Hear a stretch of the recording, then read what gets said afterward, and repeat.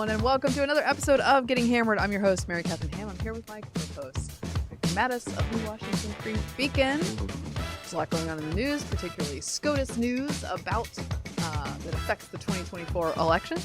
We got crime news out of, well, all the classics. Portland, New York, San Francisco, D.C., but an unexpected twist. So we'll get to that. We've got John Fetterman. He's like, I guess, our favorite senator now. I don't know what's happening, man. But before we get to all that, and an Eagle story. Several Eagle stories. Before we get to all of that, how are you doing, Vic? Hello, Mary Catherine. I'm a little tired. We lost power last night for I don't know what reason, because it's not like there was a big storm. It was raining. Yeah. And it's one of these things where you just know it happens in the middle of the night. For some reason, something happens. And you just wake up and you look at the clock and it's just not on. You know what I think that is? Yeah. That is an absence of a certain level of white noise that's in your home all the time. That must be what it is. Yeah. And it's too quiet and too dark outside. So the main street, everything was dark. And then you spend the rest of the time awake waiting for it to come back on. And then you mic those off and then you immediately check no. And then Kate's I know, and she's awake too. And she's thinking about the fridge. Because that's the first thing we all think about is the fridge. Not me. When the power goes out in my house, I'm like, free pass, sleep it in as long as I can. Don't you have a phone that has an alarm? That's not important. We do. No, that's not important, guys. Yes, Kate does have a phone, but for me, I'm just wondering what in the fridge can I keep. But no, I'm doing... Yeah, you do want it on within just a few hours. Yes, supposedly. Yes. I'll let that one stretch and take my chances. Oh, same. Same. Yeah, have some more mayo. Yes. No, I wanted to say this. My son... last week was on a group trip to Ireland. Oh, wow. Yes. That's right. The home of his ancestors. Oh, amazing. Not mine, of course, but Kate's. And he went all over the place. Giant's Causeway and Cashel Rock and Kilkenny and Galway and Tipperary. Oh, how cool. Yes, it was a lovely time. Yes. For all. However, you know what he witnessed? What? He witnessed... a bar fight. Yeah. Sorry. A drunken brawl on a bridge. And he literally saw... there was like three fellas, and he literally saw a guy get punched in the face. And look, I was not trying to slander the Irish, and look what well, happened. that's what I said to... I was joking. You're not going to believe this, because I actually said that to Mary Catherine, to my son. I said, okay, you saw this thing, but I don't want this to color your view of the Irish people, because this is very uncharacteristic of them. Normally, the idea of a drunken brawl in Dublin. You've seen the Notre Dame mascot. He's merely painting. This guy? Yes. Yeah. Yes, that's all. That's all it is. He plays piano. I'm sure there's some reason he's doing this calisthenics. Yeah, the calisthenics is put up your dukes. It's the old 1920s style boxing. It's like him versus... So anyway, yes. So I said, not to be, to besmirch the reputation of your mother's people. Mm-hmm. But anyway, he saw it, came back in one piece, had a great time. So that's it. Also, I love that he's still in the kid zone where that would be the highlight of a trip to Ireland. He said right? it was crazy. He said it was crazy. Like when you take your kids to some wondrous thing and they're like, well, remember they had that weird sink in the bathroom? It's like, well, remember that. We were at the Vatican, but sure, I do remember that. Yes, the Cliffs of Moher, as well as the drunken bar fight in Dublin. It's good stuff. Yeah. Mary Catherine, how are you? Oh, by the way, just one more other thing. They really don't like the British there. They still don't. In case you're wondering. Well, I brought up the Notre Dame mascot, and speaking of small people who pack a punch, let me tell a story about the old toddler. Oh. So, she is, as we have discussed, quite a handful. Very physical kid, very capable kid, independent kid, fun. I like she really can take care of herself. You don't worry about her a lot on stairs or climbing or any of that stuff. She's got that all under control. She's not talking a ton, as we've discussed, although she is talking quite a bit more now. Yes. She is repeating us. She is doing, the other day she said, repeating words that we say. The other day she put together a very nice sentence, which was, "Thank you, Daddy." Oh. Thank you. That's her thank you. Remember those adorable phrases. You're going to write them down. She also said, I'm going to say them on the podcast so we know them. This morning, she's very into rain. She wants to play in the rain in her raincoat. She wants to. She wants to take an umbrella out. She wants to stand on the porch in the rain. So she's standing in front of the doorway, and she goes, "Doris, please, Doris." The duh is the. Uh-huh. Reese is ring. We don't know why. So, the Reese, please. The Reese. She went and played out in the rain this morning, had a blast. But that's not the story. The story is that Steve was hanging out with her, brought the babies back in from a trip to the park. In our house, you have to go from the ground floor up to the main floor, right? So you come in the ground floor. Yes. And the big girl's room is on the ground floor. And in the big girl's room is a thing that Holly loves, which is her older sister's piggy bank. A giant purple pig, like the size of a basketball. Holly, being very strong and independent and capable, has for a while now been attached to this pig. She likes this pig, so she carries the pig around, which is treacherous because it's a toddler, right? I also have a question. What is the pig made of? It is ceramic. What you would imagine a piggy bank. Oh, no, like a real, okay, yeah. Yeah, this is a real, like, Chekhov's gun situation. Yeah, I'm getting a feeling here. So she carries this thing around, and, like, actually, we allow it, partly because she's very capable, partly because, like, do I love the giant pig? I don't love the giant pig. Oh, so. okay. Oh, really? You're trying to set it up for a fall. I'm just saying, it's not like I have to protect this thing. It's like the fishnet stocking in the Christmas Story. Oh, what a shame. Fragile. This is also fragile.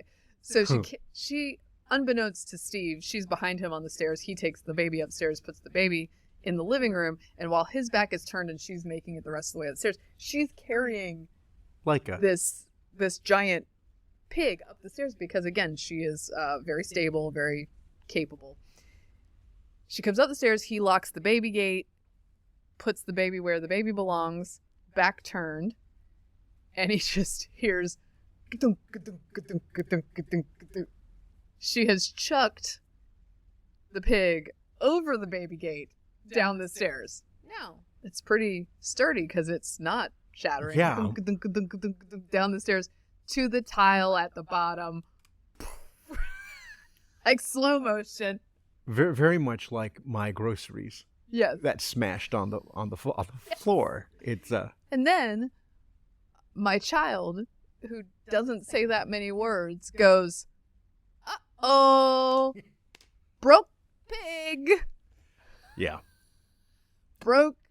Yeah. Pig. Yeah. Or I think it was more like roke pig. She got that part. I have never heard her say pig before. I've certainly never heard her say anything close to broken. Was she surprised that? Was there a lot of change inside the piggy bank? There's not like a outlandish amount. It was a couple bucks. And quarters everywhere on the floor. I don't think she was impressed by that, but I do think she was impressed by rook pig. Well, pig. there were in the olden days, I think a lot of those piggy banks were only like the only way you can get it out, right? You just have to break it. You had to break it. Yeah. Like you break. Yeah. I remember actually crazy. having a bit of an existential crisis as a child, realizing that was the way you had to. Because we had one that was full, and it didn't. What a strange thing. Didn't have a little stopper. Yeah. It just was full of change, and I thought, I have to murder this pig. Now I eat bacon all the time, but I don't murder the pigs. This was a ceramic pig, but I still felt bad. Did this pig that broke? Was there a stopper, or it had to be broken? There was a stopper. Kids are so. The kids are soft these days. They can't have ones with no stopper. I had one. It was Pinocchio. It was a Pinocchio piggy bank with a stopper, and it was plastic, so there was no chance of that breaking. Yeah, you were okay. Ever. I had a couple of little, ceramic or whatever they were made of. I think they're ceramic. Piggy banks as a kid, and one did not have a stopper, and I just found it sort of disturbing. Well, I'll tell you what's disturbing, by the way, is that piggy bank for some reason that I had when I was a little kid, the Pinocchio one. It somehow made its way into our home here in Virginia, and is it sentient? Yeah, well, I mean, and my son didn't want it, so at some point I opened the closet and there's Pinocchio staring at you. No is right. I was like, nope, not interested. Close that door. We at one point had one of those sort of floppy clown things like Poltergeist. I feel like it's a thing that in the 70s and 80s elderly relatives would make for children, right? It's sort of like a patchwork clown situation, and they were very creepy. Yeah. I let those go at some point. I mean, apologies to my probably long deceased great aunt who no doubt made those. On the other hand, you don't worry about it coming over to your bedside and strangling you. I don't. So, I don't. good. Yeah, with its little stuffed arms. Okay. Shall we do the news? Let's do it.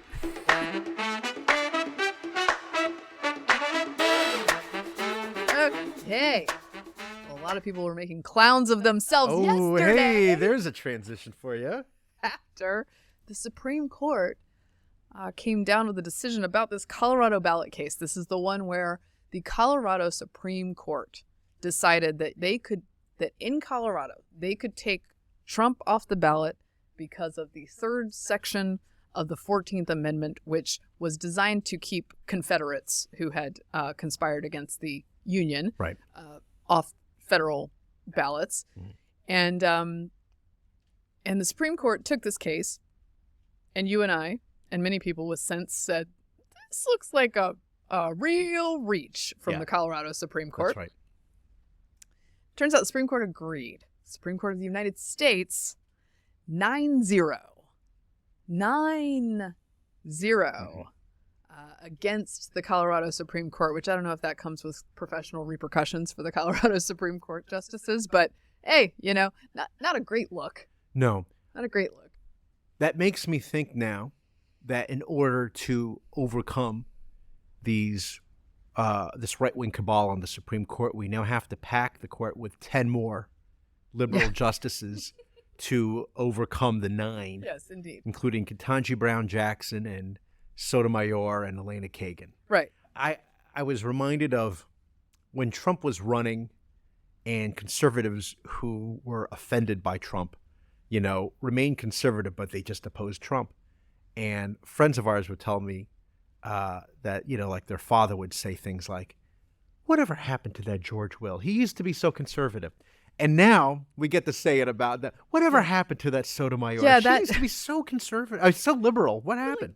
It's even Ketanji Brown Jackson. Like, guys. Well, I guess we shouldn't be surprised. Her brother-in-law is Paul Ryan, I believe. So you see, he was a big MAGA supporter, as you know. Fair point, Vic. Yeah, people really kind of had a meltdown. They lost it a little bit. I think a characteristic reaction is Keith Olbermann. Oh boy, Keith Olbermann, who says, and it's like I felt like sad that my immediate reaction was like, I guess now these 3 liberal justices just go under the bus. Yeah. And then it happened like clockwork.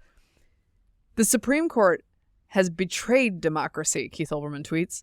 Its members, including Jackson, Kagan, and Sotomayor, have proved themselves inept at reading comprehension.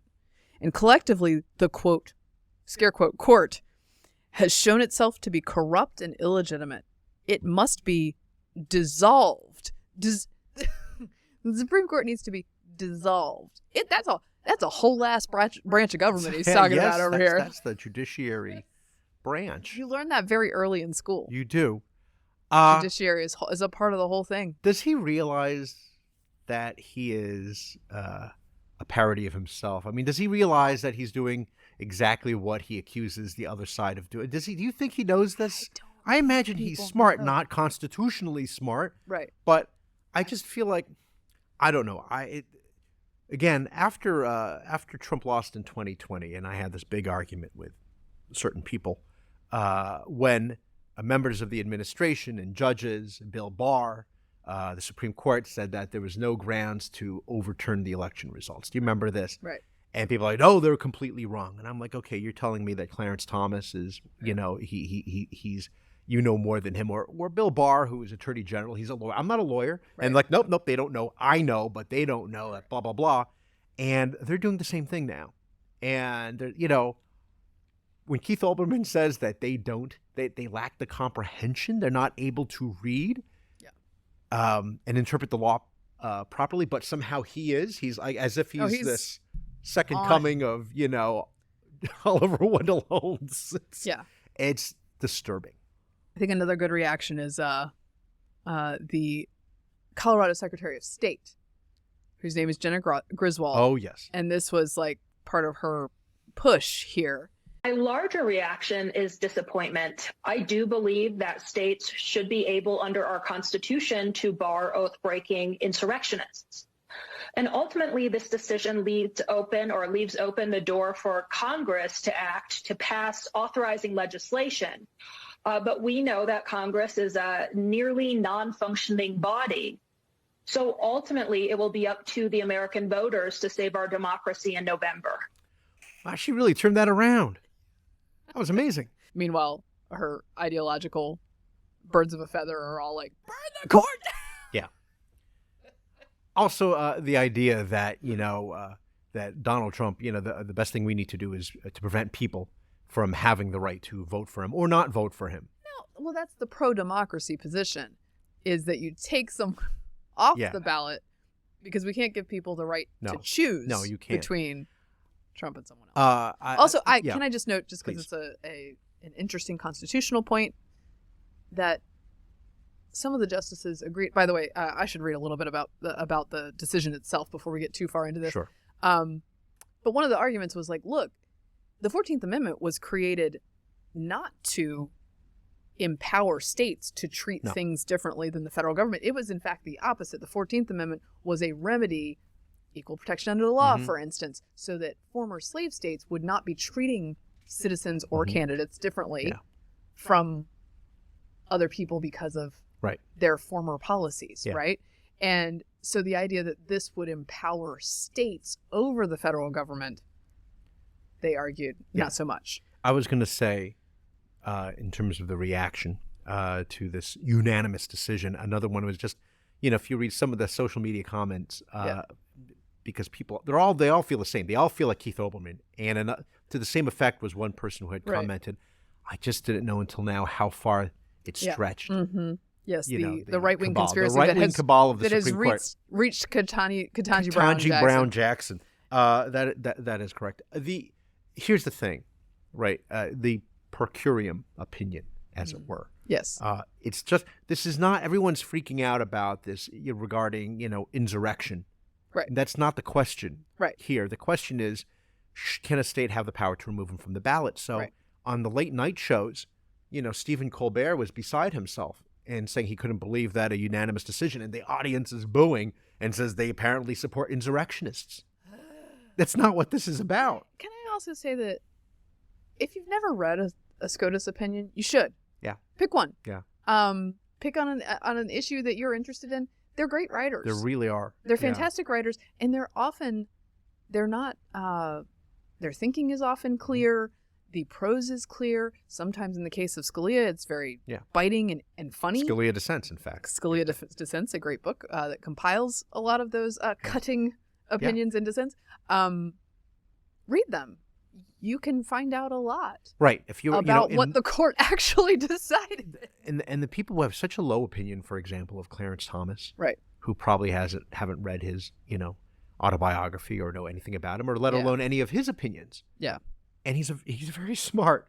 Again, we're just talking about Congress having the power and not the states to have the power to remove somebody from federal office. During deliberations, the lawyers from Colorado had no defense when they were asked, can you give us an example of when states have done this? And they didn't have anything to back them up. And so it really is up to Congress. The problem is now Jeremy Raskin, the congressman from Maryland. Jamie. Jamie. Yeah. He was just saying, well, it's true. It's, supposedly, the court has ruled in this way. So we're going to try to eventually pass a bill that will remove Donald Trump from the ballot. So, I mean, look, we really don't want you voting for him. Can I say that would be actual democracy in action as opposed to this? Well, yeah, like if you can get a bill passed, although I don't think it would pass muster once you've passed it constitutionally. But I'll read from SCOTUS blog just a bit about this. The Supreme Court on Monday ruled that states cannot disqualify former President Donald Trump from the ballot for his role in the January 6, 2021 attacks on the U.S. Capitol. In an unsigned opinion, a majority of the justices held that only Congress and not the states can enforce Section 3 of the 14th Amendment, which was enacted in the wake of the Civil War to disqualify individuals from holding office who had previously served in the federal or state government before the war but then supported the Confederacy against candidates for federal office. All 9 justices agreed that Colorado cannot remove Trump from the ballot. All 9. 4 justices, Justice Amy Coney Barrett in a separate opinion, and Justices Sonia Sotomayor, Elena Kagan, and Ketanji Brown Jackson in a joint opinion, argued that their colleagues should have stopped there and not decided anything more.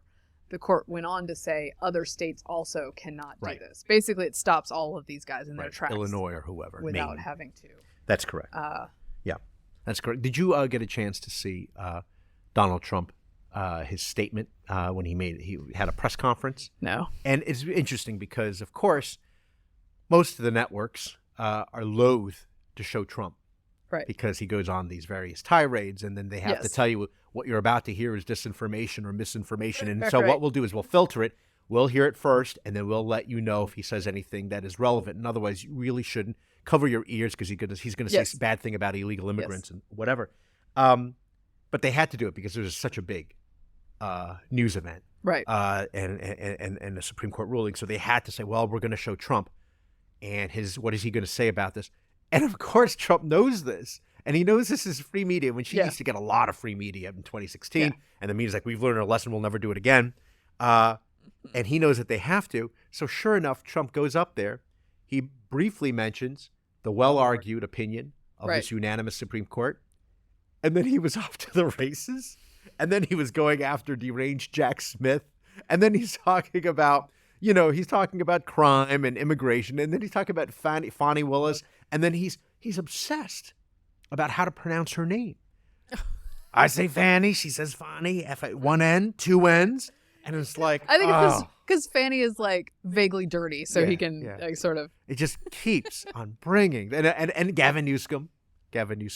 So Of course. yeah, of course. that's the new one. And the media is like, I can't believe we had to show that. So anyway, I mean, it's like, for me, sometimes Trump reminds me of I may have said this before, the director Waltz in The Godfather. Where in the beginning he's there with Tom Hagen having this very pleasant, fancy meal, and then by the end he's telling him to get the hell out of here. So I mean, he just works himself into a lather. He could win this race if he just had some discipline and stayed focused. But that ship has sailed. he might win it regardless. That ship sailed about 77 years ago. I should clarify, by the way, I want to be accurate about the court as possible, although I am not a lawyer. Amy Coney Barrett, in her one-page opinion, agreed with the court that the court's holding that the states cannot enforce Section 3 against presidential candidates, and she said that was sufficient to resolve this case. She did not think that they should have weighed in on, quote, the complicated question of whether federal legislation is the exclusive vehicle through which Section 3 can be enforced. So, all right. Just so you guys know. All right. That's the exact stuff. Anyway, there's also, can I note that in addition to the bad reactions, it is also important to hearken back to the commentary about this decision before it happened. Which was like, we know it's going to be a partisan thing, right? That's what you're saying. Well, there were a bunch of people, and we'll play a little montage. This is a recurring theme on Getting Hammered of experts being very dim and wrong. Okay? Yeah. So they got ahead of themselves. So the experts were sure that Trump was done on this one. This is it. We've finally found the thing that will unpresident him. That's right. Right? Again, it's the Coyote and the Roadrunner. Yeah. Although I had to withdraw my Coyote and Roadrunner when it came to the documents case. Because I think that might be the one. Yeah. Although I sent you that tweet last week from Megyn Kelly. I'll just pull it up and read it real quick. Just this Trump's ability to be the Roadrunner. Right. This is Megyn Kelly last week. With the Trump immunity case being accepted by SCOTUS, which we talked about, and what's happening in Georgia, that thing falling apart, Trump may well have pulled the inside straight he needed to beat these cases. New York is a joke. Most people basically agree on that. Georgia is dying / severely delayed. Florida ain't happening before November. And now neither is the J6 DC case. Incredible. Yeah, that's right. The documents case, which you and I have always agreed is the most serious of all the various charges, it puts prosecutors in a very weird position because if they want to talk about the wrongness and the illegality of possession of illegal documents, there is a current president who also was in possession.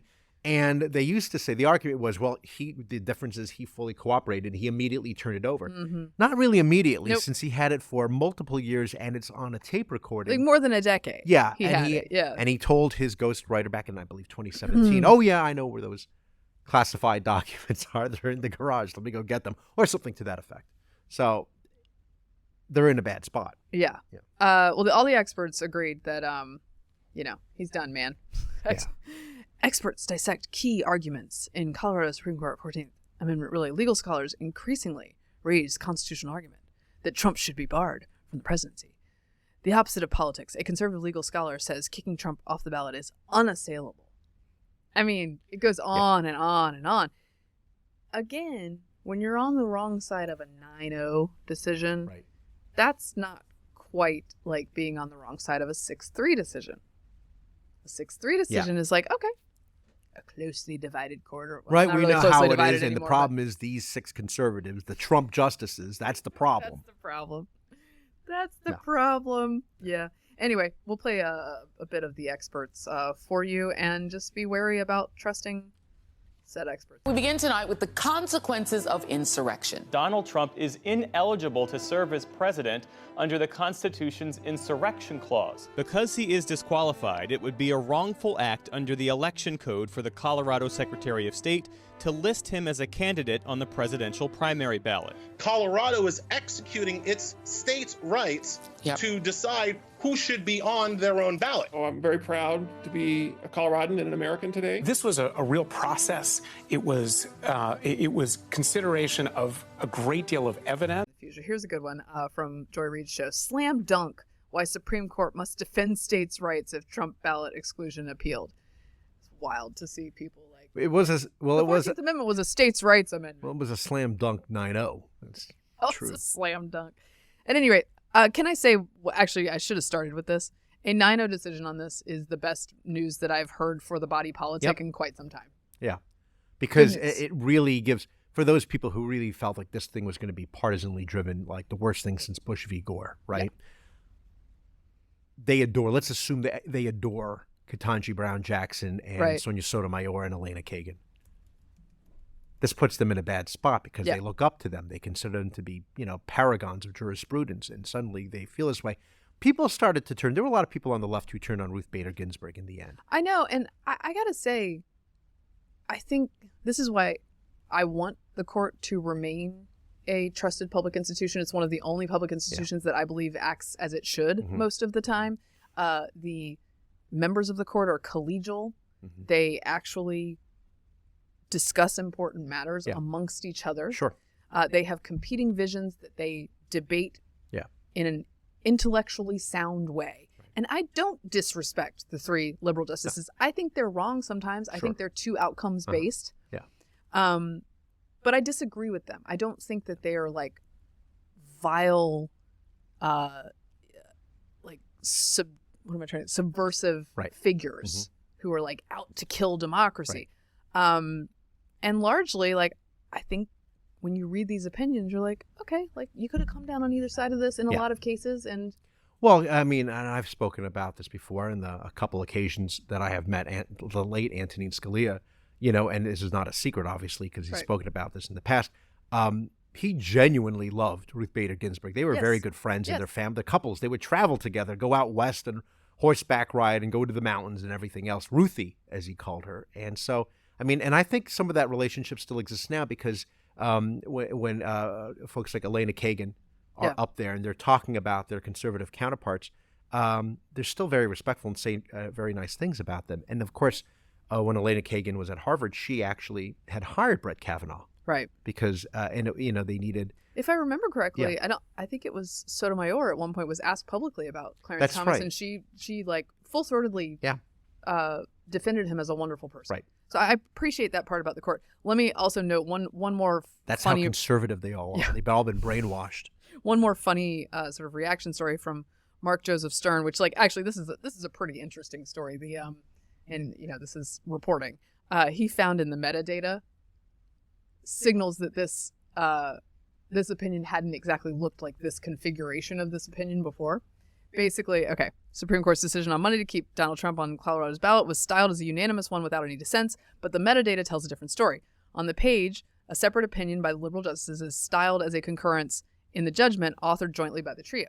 In the metadata of the link to the opinion posted by the court, however, this opinion is styled as an opinion concurring in part and dissenting in part, authored not by all three justices but by Sonia Sotomayor alone. Even a tech-phobic reader can discern this incongruity through careful copying and pasting, piercing the facade of unanimity that the conservative justices sought to present. Okay, I think this is an interesting bit of reporting because these opinions do move around while they get ready to release them, right? This is part of the court. And if you're a court watcher, you're interested in that, like behind-the-scenes stuff. But remind me, Vic, is the opinion that they might have released the opinion, or is the opinion that they released the opinion? Well, it's the opinion that you want is the real opinion. Okay, gotcha. I was thinking maybe they'll have another leaker. Maybe the same person that we'll never catch. You know what? It's not a facade of unanimity because the opinion they released is unanimous. That's right. Yeah. So just... then it goes in breathless, like, what happened? But I won't get into that with you guys. What happened is that they had one version and then they had a different version, and that's how these just the way these folks things work happen. together. That's right. Okay. So that's that. 2024 is such a simple story. Yes. That's what I like about it. You know, it's just not only do we have satisfying, robust candidates who are going to honestly debate a different vision of the world, but there's no complicating factors at all. No, not at all. It's very black and white. The interesting thing, again, and Trump mentioned this, which is the more they go after him, you know, in the courts, the stronger he gets. It's true. So that normally, you know, somebody is presented with charges like Bob Menendez of New Jersey. They're toast. They're done for. Yeah. Somehow he is empowered. And it's not just a somehow mysteriously. It's because people get the sense that these things are, you know, an overreach. Yes. And at least many of these particular charges, whether it be the overvaluation of real estate, which was outrageous, and we've spoken about that. The Alvin Bragg. Yeah, that's Stormy right. Daniels. That's Stormy Daniels, because that was once a misdemeanor. Now it's suddenly a felony. And by the way, the statute of limitations. The Stormy Daniels one went first, which I think the Alvin Bragg one going first was a huge problem because you have the original sin that was Russiagate. Mm-hmm. By the way, we should talk about this on the show, but there's a bunch of journalists just preparing to do Russiagate again. Yeah. Have you seen this? They all keep tweeting like Russia stuff. And it's like, guys, we have done this. He is not a Russian agent. Like you can criticize him for many things. That's not one of them. Perhaps there can be maybe they can get a dossier, put it together. Yeah, like a dossier, and maybe then we could have like a special counsel. I don't know, get into that. Mm-hmm. Yeah. Okay. And FISA warrants. Okay. So, can we talk about COVID? Oh, yeah. There are still people who think about COVID, by the way. Yes. The CDC among them. The CDC has shortened its COVID-19 isolation time. Centers for Disease Control and Prevention, reporting from USA Today, is updating its COVID-19 guidance so people who test positive for the virus will no longer be directed to isolate at home for 5 days. Because we were all doing that. On Friday, top health officials announced a policy focusing on actions people can take to reduce spreading a variety of common respiratory viruses such as influenza, RSV, and COVID-19. By the way, the fact that these are all being grouped together is news that we have moved on from this novel situation.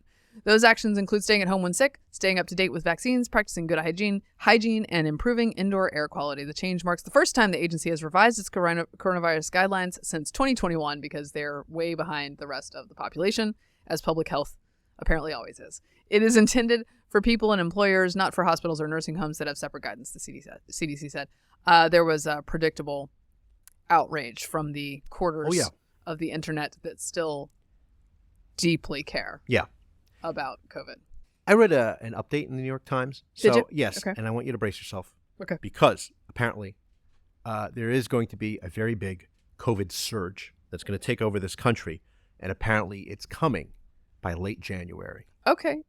Oh, wait a minute. Yes, I read that back then. There are actually takeaways. There was an article about the CDC guidance, and so here's my takeaway because I actually wrote these down. COVID apparently resembles the flu, so that's why you should get tested so you can find out. Which because one it is? some fatigue, sore throat, congestion, flu. Okay. And congestion, sore throat, and fatigue, COVID, right? But if it's the flu, the difference is if it's the flu, they say you should stay home until you feel better. Okay. However, if it's COVID, you're going to have to stay home until you feel better. Also, seniors, not seniors in high school or college, but senior citizens should get the latest booster because the effects wane after 6 months. So every 6 months, get the new vaccine. The way you get a smallpox vaccine every 6 months, it's the one that was tested on the mice. And the latest variant is JN1. Okay. It's mild, but here's an interesting revelation. Those who are older or immunocompromised, more vulnerable. Okay. I don't know if you knew that. This is all new information to me. I'm just hearing this now. Paxlovid, not for everybody. Okay. Right? However, the 2-for-1 deal, as I like to call it. The Times does recommend hydration, rest, and Advil. This is groundbreaking. No, I'm not making that up. Ibuprofen. That's from a New York Times piece. Yeah, that was from a piece. So, in 2024. Just get ready for it in 2024. I do want to, you talk about how there are people out there, right? Mm-hmm. So what do? I make a big mistake of clicking on the comment section. I always do this because there are a lot of people there, and it's really gotten to them. And I only have one. I have one highlighted for you. Okay, this is just some commenter reader. And this is, quote, "No one enters my house without a mask, not even the police or EMS workers. No exceptions. I have a big sign on my front door to that effect. Don't let in those workers without the mask. Keep a supply of masks on hand to give out as needed." It's okay. There's a sickness there, but I'm not sure it's COVID. Wow. No, there is. Look, I think that the segment of the population that still lives in this way, is not large. No. But is vocal. There's, in fact, a protest of the CDC's new COVID guidance planned for this month. I don't know how they're going to get near each other. There's going to be a lot of precautions for that. But they're calling for a 10-day isolation and 2 negative tests before ending the isolation. So I'm going to go. It freaks them out, I'm sure, if they're watching on television and seeing like sporting events. Yeah. That must freak them out. Oh, so much must. Like, how can they be doing this? This is the thing. I think it's sad. It's just it sad. And there are people who are living this way who don't need to. Yeah. And there's certain people who do. There are severely immunocompromised people who have a different story and they have to approach life differently. Absolutely. For all things, including flu and RSV. Which are really bad. But there are people living this way who do not have to. Yeah. Who have been really amped up on this for a long time because public health, frankly, made them more scared than they needed to be. And it's a shame. Mm-hmm. It's a shame because they're going to suffer. Their lives are going to suffer more than the effects of a case of COVID would mean for them. Yeah. So, well, this is. Hey, I'm glad for the CDC. I want it's progress. I want to congratulate the CDC on this. There you go. Epic now it can be told, which is that the flu and COVID, it turns out, are kind of the same. They're both bad. Don't spread it. That's the don't go to school if you have either. Yeah, that was, by the way, that was the key for all schools that successfully stayed open. Oh. Stay home when you're sick. That was it. That was it. Okay. All right, what are we moving on to? Do we want to do crime news? Yeah, sure. Okay. A little bit of crime news. Actually, a lot of crime news. I just want to run through a couple of these. Mm-hmm. It started, I was reading about Oregon. Yeah. Oregon in the summer of 2020 decriminalized drug possession. Is it drug use and possession, I think? Yes. So even like hard drugs. Yes. Everything. Was this all in the wake of George Floyd? Is that why? Yes. Okay. Yeah. Like some bad decisions were made. And here we go. So the Oregon legislature has now passed a bill, overwhelmingly, it turns out, that would make possession of a small amount of certain drugs a misdemeanor in the state, moving to recriminalize substances like fentanyl, roughly 3 years after the state became the first in the nation to decriminalize the possession and personal use of all drugs. The measure, HB 4002, now goes to Democratic Governor Tina Kotek's desk for her consideration. Kotek has not publicly said whether she supports the measure, though in late January, the governor joined local officials in declaring a fentanyl state of emergency in downtown Portland. That's where they've got like just Right. zombies on the street Yeah. and people deeply suffering. Like this is just Right. it's a bad scene. Asked about the governor's next steps regarding the legislation, Kotek's office did not indicate whether she would sign it, but said any changes to Measure 110 would have to pass the balancing test of concrete, measurable, improved outcomes for individuals who are struggling with addiction and accountability, which, of course, those improved outcomes is what you see on the street. I mean, this is the thing. Like, I am healthily skeptical of the drug war. Yeah. And yet we now have some evidence that perhaps going this direction did not work out in these localities. But they had to find out the hard way. I guess laboratories of democracy, but woo. I mean, and also yeah. it's a bunch of things together, right? It's like Sure. hollowing out your city center by telling people not to come. Right. It is decriminalizing. Yeah. It is defunding police or telling them not to police. It is not prosecuting people who are guilty of crimes and letting people just like riot all 2020 Remember summer. the chop zone or whatever it was called? Live in their separate zone. Yeah. All of these things compound, it turns out, Right. to create a pretty bad scene. You know, Oregon could have saved themselves a decent amount of pain had they actually voted for Christine Drazan in 2022. Yeah. But instead, they had to continue down this road and then find out, hey, this idea of free drugs, and we would encourage people to seek treatment.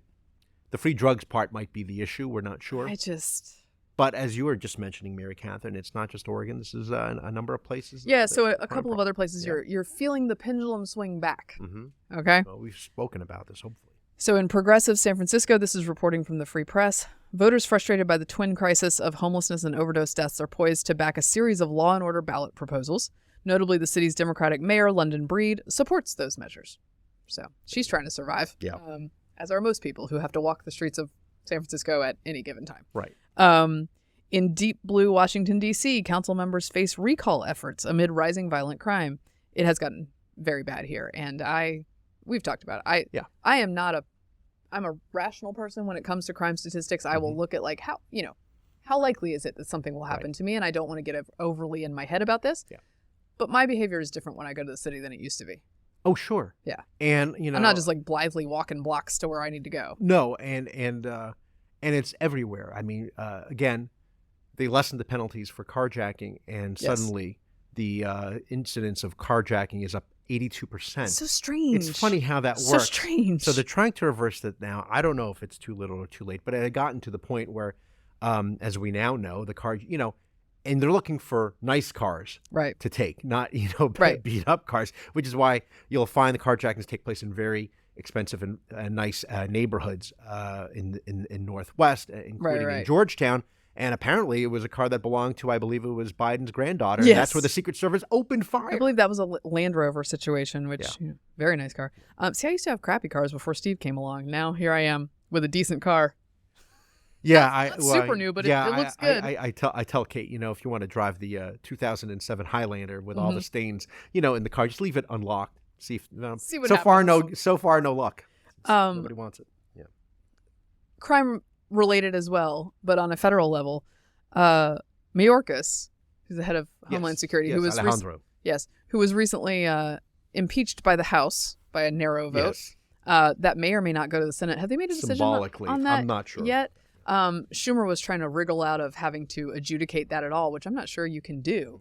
But at any rate, he went on the Sunday shows this week, and he was asked twice if Laken Riley's killer, this is the 22-year-old in Athens, Georgia, should have been deported. And we'll just listen to his answer.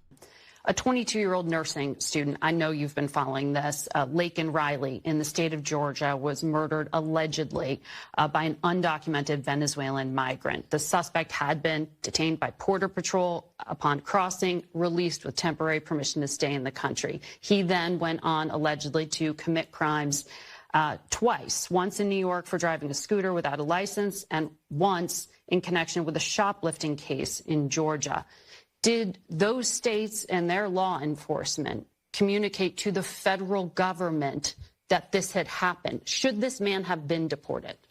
A few thoughts. First, Margaret, first and foremost, an absolute tragedy, and our hearts break for and our prayers are with the family, number one. Number two, And importantly, as a prosecutor, having prosecuted violent crime and other crimes for 12 years, one individual is responsible for the murder, and that is the murderer.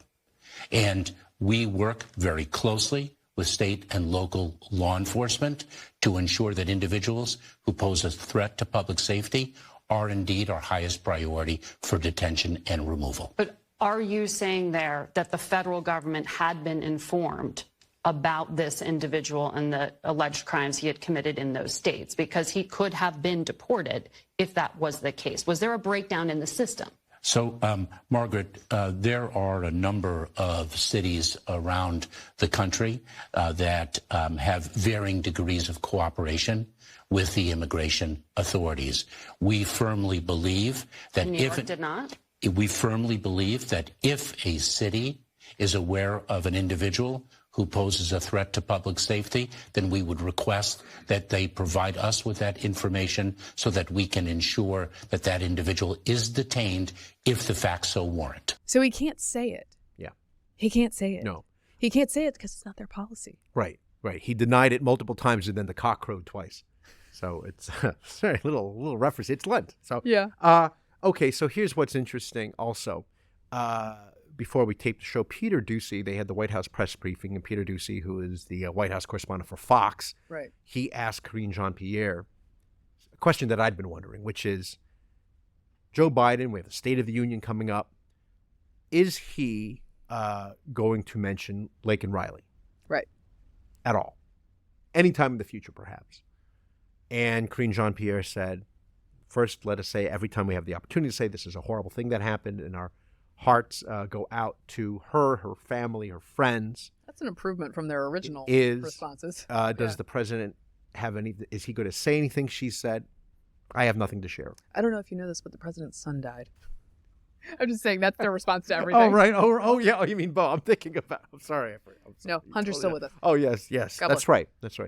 No, I'm just saying that's their response to when everything.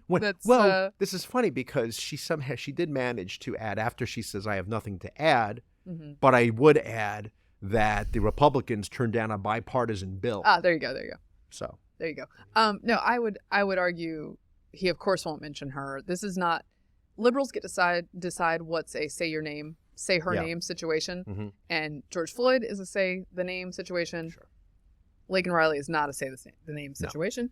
No. He won't mention it in the speech. We know this, I think, because of his record, where he has left out even members of the American military service.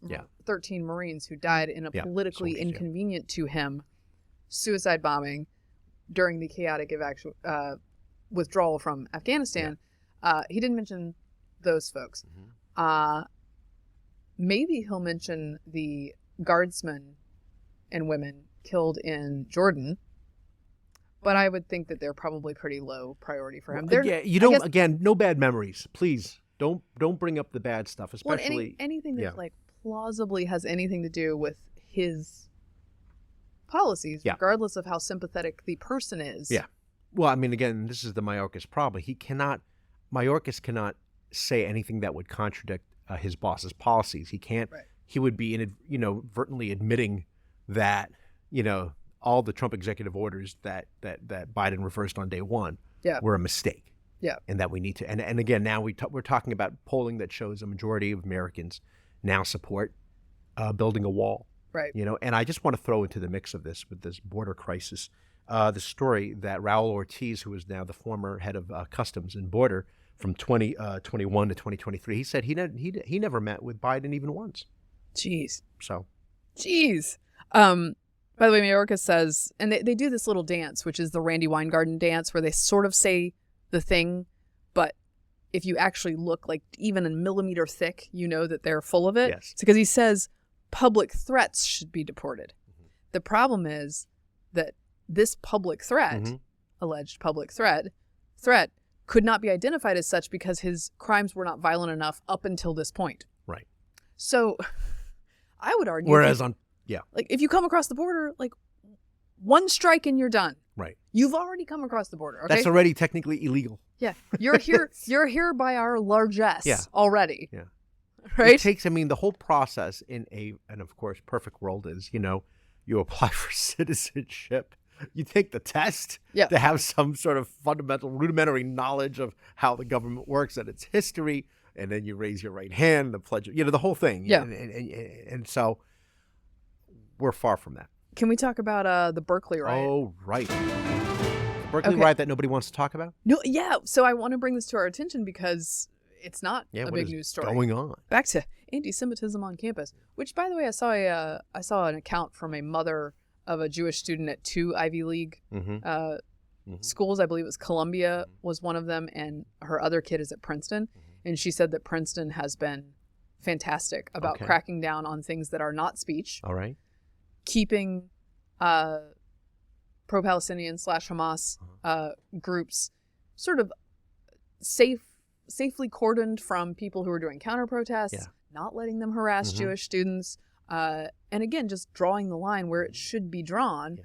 So props to them. I love to hear when a college is actually doing the right thing, standing up for speech and standing up for keeping students safe from actual violence and threats. Okay. However, in Berkeley, University of California, Berkeley, this is reported in the Free Beacon, which has been following this story. And this is like the second day story, but let me just get the University of California, Berkeley administrators have offered no apology to Israeli lawyer Ran Bar Yoshavat, whose speech to a campus Jewish group was abruptly canceled by the university after violent protesters choked a female student attendee, spit in another attendee's face, and broke into the auditorium where this lawyer waited on stage. I've had no apology, he told the Washington Free Beacon. No one from Berkeley has contacted me since or tried to contact me even. Only about 10 to 12 student attendees had been able to make it to the university venue, where he had been moved for the third time. Yeah. When violent protesters broke down the doors and university police abruptly declared that the event would be shut down. Following this announcement, the lawyer said, an unidentified staffer told him that he would have to leave. The staffer and security guards then showed him and his wife down a backstage corridor so that they could leave without having to navigate the violent protesters. Before the lawyer could leave, however, 2 fully masked protesters jumped on stage and approached him with their hands in their pockets without interference from security and saw where he and his wife were going. He said the university escorts showed him down the corridor, opened the door to the street, and left him and his wife outside alone with a good luck. The couple had no idea where they were or how to get to their car until a staff member for the group sponsoring the speech, his speaking tour, found them. That's not even a hopeful. Wowza! That doesn't even come across to me as a hopeful good luck or a wish of. Oh no, that comes out like it sounds like a taken good luck. Good luck, Exactly. It's just like exactly. They're doomed now. But please, I know it's hard to comprehend that this happened. Number one, and number two, that Berkeley, until they got pushed and prodded by certain members of the media, including the Beacon. We're like, we have no idea who these people were. What are I you guess even we'll talking I guess about? we'll never find out. And of course, and number three, that the rest of the media doesn't seem to be wanting to report on this. Yeah. Whereas, could you imagine if the choking and the spitting happened to if they were black students or gay students other minority, or anyone Muslim students? It would be boy. It would be the number one story in the universe. Yeah. Oh. They would have a field and this day. is the Jewish Journal reporting because there are precious few outlets. Yes. Says a Jewish UC Berkeley student who requested anonymity told the Journal in a phone interview that she was choked by pro-Palestinian protesters Monday evening. The protesters were trying to shut down an event featuring a former IDF soldier as a speaker. The event, by the way, is called Israel at War, Combat the Lies, and it was organized by Bears for Israel, students supporting Israel at Berkeley, brave people. Yeah. And Tikva. At any rate, minutes before the event was to start, a crowd of about 200 protesters began to surround the building. University Chancellor Carol Christ and Executive Vice Chancellor and Provost Benjamin Hermelin said in a message to the campus community on Tuesday afternoon, doors were broken open and the protesters gained unauthorized entry to the building. Well, because no one was there to stop them or prepared to do so. The event was canceled and the building was evacuated to protect the speaker and the members of the audience who were not, I will note, protected. Yeah. What is it going to take? Something bad, very, very bad. Because if this is allowed but to make it sort of and this becomes sort of casual, just becomes back to being like casual anti-Semitism. The sort of general attitude. Of course, this is going to happen. From time to time, like it's the 1930s in Germany or something. Again, this is not speech. Yeah. Right. This is not speech. You're allowed to protest an event. You are not allowed to shout it down. You're not allowed to jump on stage with the speaker. And get physical. You're not allowed to physically assault students. Apparently, the male student who was spit on they also yelled Jew, Jew, Jew at him. Sure. It's like wild. If you're a student on a number of these schools, I mean, and if you're practicing and you wear a kippah or, you are visibly Jewish, what do you do when you walk out to go to class anymore? I don't know. And I got to tell you, I mean, it takes courage. Universities, as you say, what does it take? Every time they don't enforce very seriously the actual rules and lines on these things, if they don't expel the students who put their hands on other students, right? You will incentivize more. Oh, of course. And by the way, when something awful does happen, more awful than this even, in the actual, look, I try my best to take other people's positions in good faith and assume that they have good faith, but on campus, if something terrible does happen that is more terrible than this, the reaction will be somehow that it was the Jewish students' fault for existing on campus and being Jewish or Israeli or whatever it is, just like it will be a repeat of the October 7th rationale. Well, they're here. This person is aggressing just by being here. Right. And so we had to attack this person. Right. That's right. That's going to be the argument. And y'all got to get a handle on this. Also, why did you slam your face into the Hamas supporter's fist? Yes. Why did you do that? It was so aggressive. Terrible. It was so aggressive. Can we talk about Kamala Harris? Sure. All right, of course. Do you have first of all, Kamala's on the Middle East, so I'm sure we'll have a solution any minute now. Yeah. Well, much like she was the border czar. Could you decipher this? You went to... I went to the School of Foreign Service. You went to the School of Foreign Service. I know you know things. Yeah. Ceasefire, if I get a lot of applause, people like that. Okay, ceasefire. No, horrible. Wait a minute. They did terrible things. Yes, that too. Again, if you are writing for Veep and you come up with the stuff that that jumble that she comes up with, they'd say, no, this is nobody would do something like this. No one would say that. That would make no sense. Yeah, and we'll play a bit of her speech. And given the immense scale of suffering in Gaza, there must be an immediate ceasefire. For at least the next 6 weeks, which is what is currently on the table. This will get the hostages out and get a significant amount of aid in. This would allow us to build something more enduring, to ensure Israel is secure, and to respect the right of the Palestinian people to dignity, freedom, and self-determination. She calls for an immediate temporary ceasefire, but what she's saying is like directly contradicting that. So she's... I can't make sense of her. Again, there is real obvious reasons why she polls worse than Joe Biden. And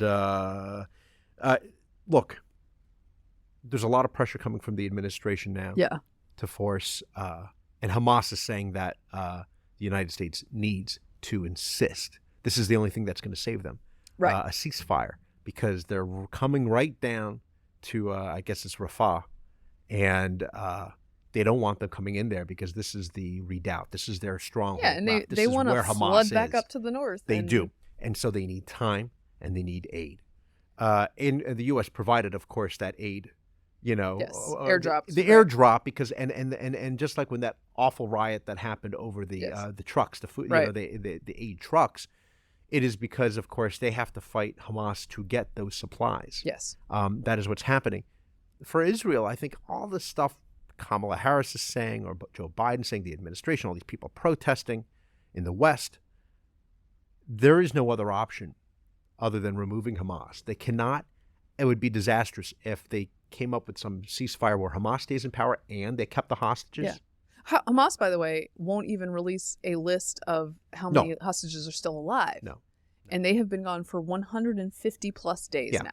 Yeah. And they claim that because they don't know, but... 2 of them tiny children. Yeah. 2 of them are tiny children. It's really, And some of them are women. Not that the men don't matter, because they also should not have their freedom taken from them. Right.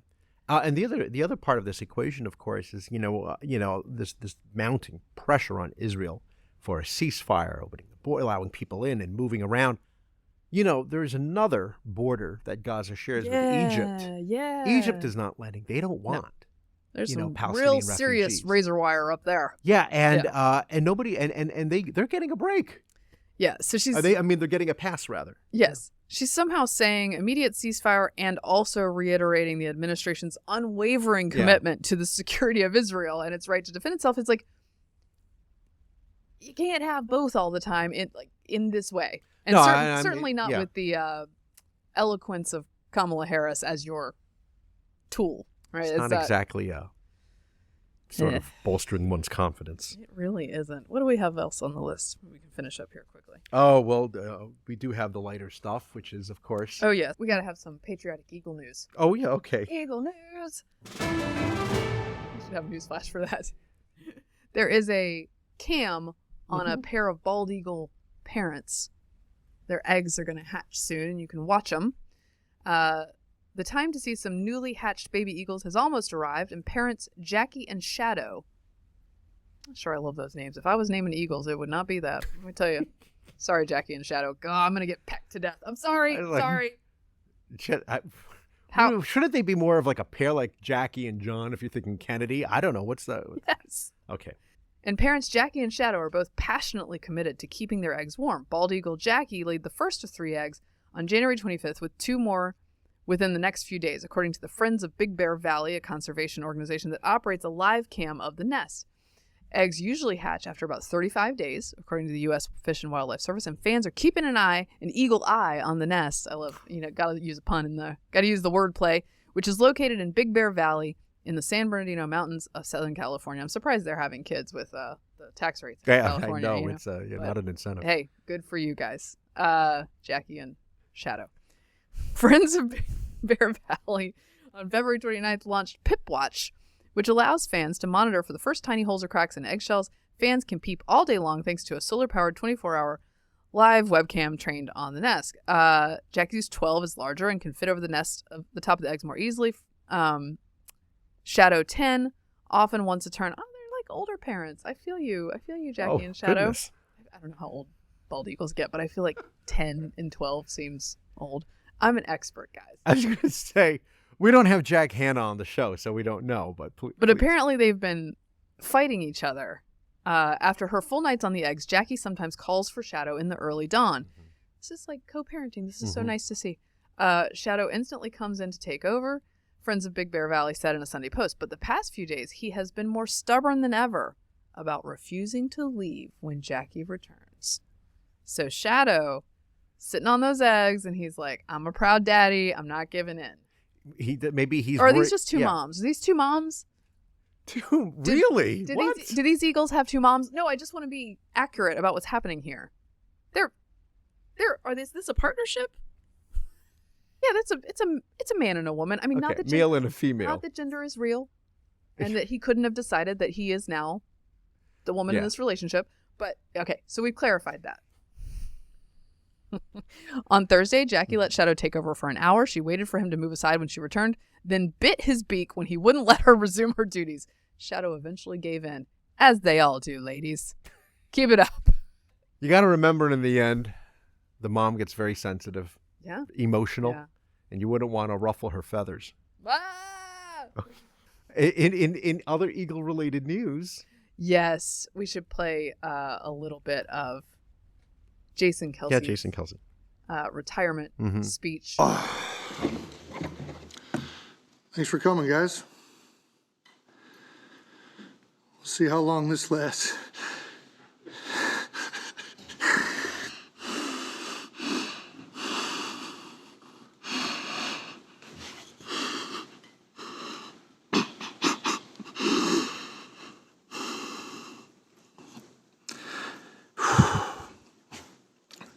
Not a good start. There we go.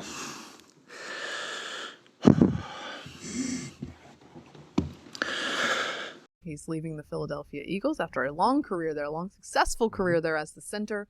He, of course, has become much more famous in the past couple of years because the Kelce brothers faced off against each other in the Super Bowl. Yeah. Travis Kelce of the Kansas City Chiefs won that matchup. Although Jason has a Super Bowl ring as well. And then of course, Travis Kelce began dating Taylor Swift. So now the Kelces are like the most famous family in the world. But Jason is a real wholesome dude. We like this guy. Yeah. He's married to Kylie Kelce, who's like a collegiate athlete, cool chick extraordinaire. Love this gal. They have 3 girls, and he waxes poetic about football and family. And when a grown man does that, I have to be emotionally prepared. That works for you? Football and fatherhood? Yes. He's all man, and I guess when you're that size, you can cry, and people are not gonna. heck No one's yeah. making fun of him Nobody's for getting making fun of emotional Jason about his Kelce. wife. But I'm so glad. I hope they are. I hope that's they're. I wish them many years together because And you can just tell your wife, like, until you get some power press in, you can't be crying in public about did it her. again this Yeah. morning. How many burpees do I have to do? Burpees are ridiculous. Okay. You know what? Yeah. I bet that Jason Kelce and Kylie Kelce they're sharing household duties just like Shadow and Jackie, It's a partnership. Yeah. No. I can. Although I do not condone the physical attack of Jackie on Shadow. That is Right. Like domestic violence. Yes. It's what happened to Lionel Richie. Yeah. When his wife attacked him. That's not cool. Don't do it, guys. That wraps up this episode of Getting Hammered. Remember, you can subscribe to us on iTunes, Google Play, and YouTube. And I do want to say, my wife, Kate, she did finally. She normally just listens to the show. Yeah. But my daughter explained, of course, you can watch the video on YouTube. And The so youngs she know what did. they're doing. Yeah. And so she said, this is really interesting. I said, what do you think about it? And my wife said, Mary Catherine looks great. And you can follow me on Twitter at Victorina Mattis. I am at MK Hammer on Twitter, at MK Hammer Time on Instagram. You can follow the podcast at Getting Hammered Podcast. I am on Meghan McCain's YouTube show called Citizen McCain this week. And I was on Ruthless if you want to go listen there. Great show. So check me out in either of those 2 places. Thanks for getting hammered responsibly. This has been a Nebulous Media podcast.